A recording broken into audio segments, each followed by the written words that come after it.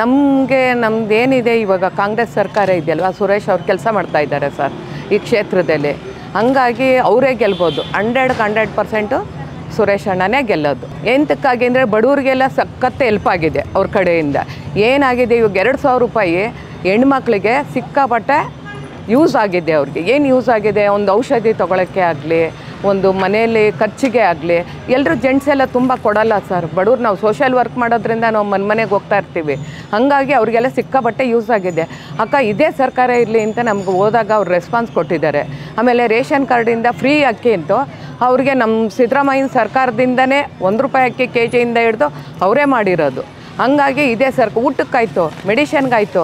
ಹಿಂಗಾಗಿ ಈ ಸರ್ಕಾರನೇ ಜನ ಬಯಸ್ತಾ ಇದ್ದಾರೆ.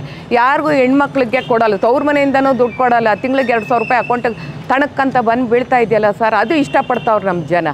ಹಂಗಾಗಿ ಇದನ್ನೆಲ್ಲ ರೆಸ್ಪಾನ್ಸ್ ಇದೆ ನಮಗೆ ಫೀಲ್ಡಲ್ಲಿ. ಹಂಗಾಗಿ ಈ ಸರ್ಕಾರ ಎಲ್ಲರೂ ಇಷ್ಟಪಡ್ತಾವ್ರೆ. ಹೋದಾಗ ನಮಗೆ ಹೇಳ್ತಾರೆ ಅದನ್ನು. ಅದರಿಂದ ಇದೇ ಸರ್ಕಾರ ಗೆಲ್ಲುತ್ತೆ, ನಾವು ಗೆಲ್ಲಿಸ್ತೀವಿ ಅಂತಲೂ ಅವ್ರು ಹೇಳ್ತಾರೆ ನಮ್ಮ ಜೊತೆನಲ್ಲಿ.